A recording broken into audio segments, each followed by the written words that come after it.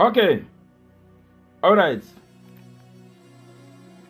Bengisho kule kathi manje uthi songena kuyilokhuza la kule feature yethu enamandla kakhulu. Siyabonga kakhulu ukuthi ke sesiqalile le feature kunobufakazi obuningi engibtholayo from the community. Abantu bebonga kakhulu ngale feature. Siyathoba kakhulu ngendlela esimangaliso. Akukho ke esiyasikwenze sithi sisenzela thina esikakhulukazi la emzimbeni kaKristu. So yonke into esuke siyenza suke sinaloko ukuthi suke siyenzela owasidalayo. Last week sikhuluma indaba ebekade deep kakhulu, sakhuluma ama-3 types of ama-prophecies. Ama-3 types of abaprofeti. Kumanje mhlawumbe yakuphutha leyo lokhuzana leyo recording ikhona njengamanje lapha ku-YouTube ka-PS Lindo Matwe. So mangabe uyifunda ithola khona ku-YouTube ka-PS Lindo Matwe. Sikhuluma ngama-3 types of amalokhuzana abaprofeti, inhlobo ezintathu abaprofeti.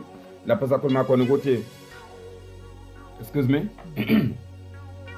Lapha sakhuluma khona indaba yokuthi kunomprofeti obizwa abaprofeti bahlukene ngo-3. Kunomprofeti oyi false prophet, kube khona umprofeti oyi fake prophet, then bese bakhona umprofeti oyi true prophet.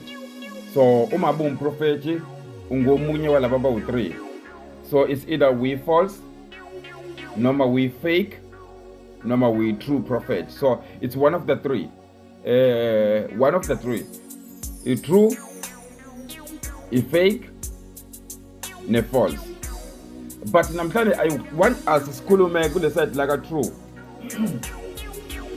Sikhulume kule side like a true prophet. True.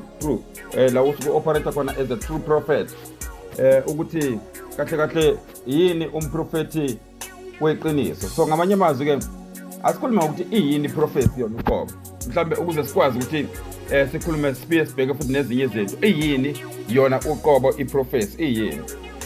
Number 1. Prophecy is gift. Excuse me guys, yaxolisa. Prophecy iyini? Gift.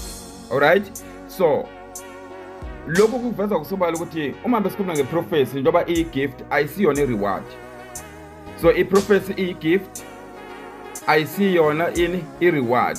So ngamanye amazwi awukwazi ukuthi mambe uthi operate kwi-gift of prophecy then bese uthi wena usuvuze umvuzo omkhulu noma mhlambe usukholwa kakhulu.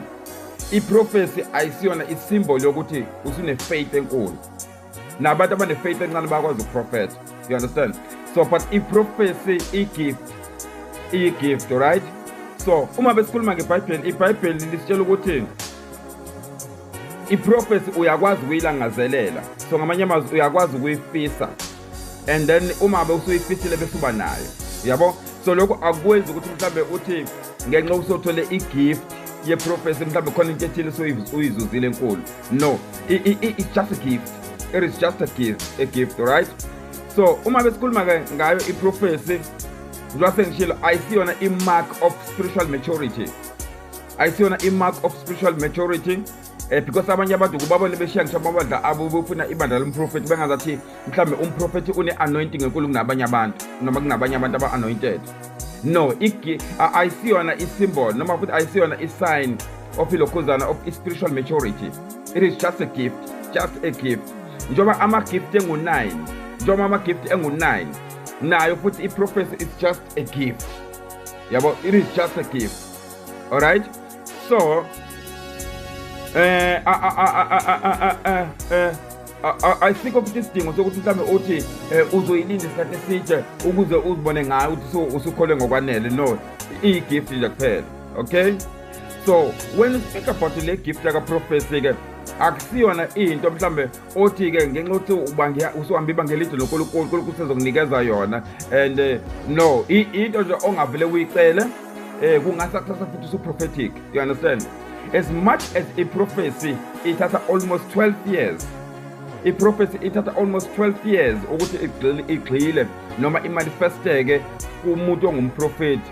It has almost 12 years.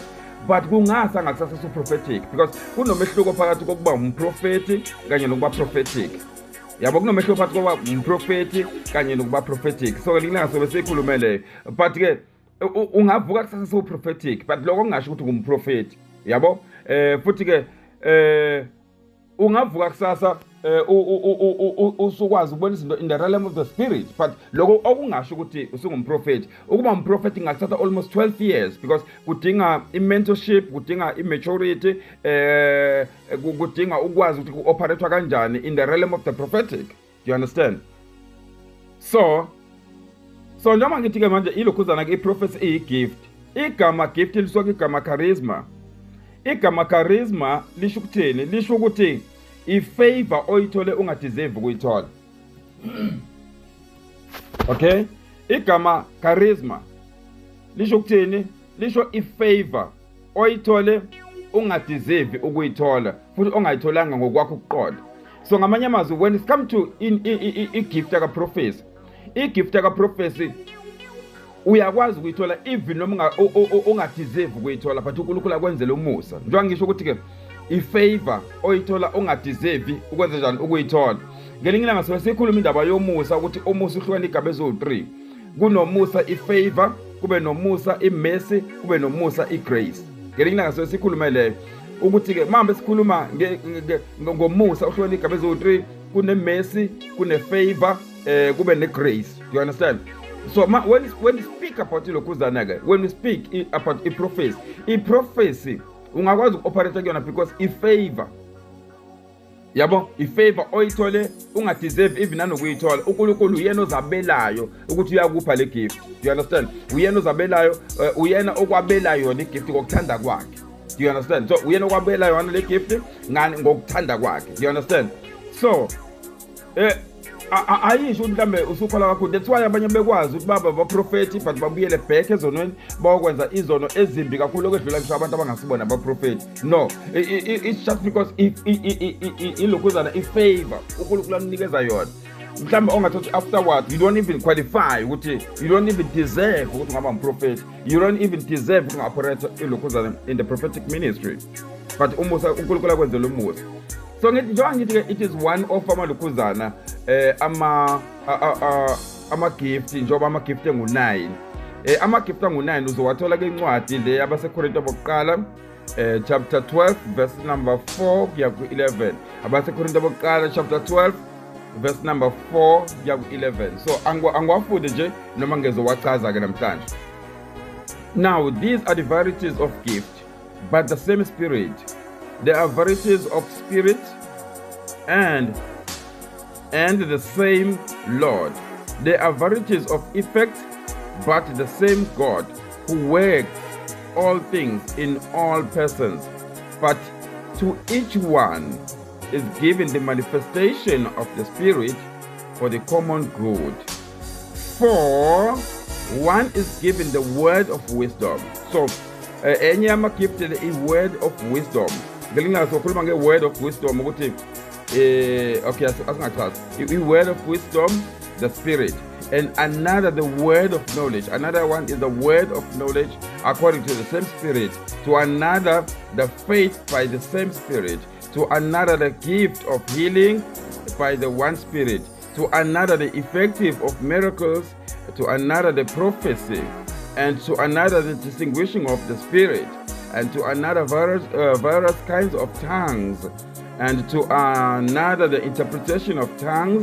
But one and the same Spirit works all these things, distributing to each one individual just as He wills. So ngamanye amazwi ekugcineni wonke ke lama-gift njengoba ngakade ngiwatsho ukuthi wo-9 uyena uNkulunkulu osiphayo ngokuthanda kwakhe. So when it comes to the gift of prophecy as well, uyena uNkulunkulu okuphayo ngani ngokuthanda kwakhe. Alright, this is Vibe 94.7 because of isikhathi asibambe lapho ke namhlanje. Alright.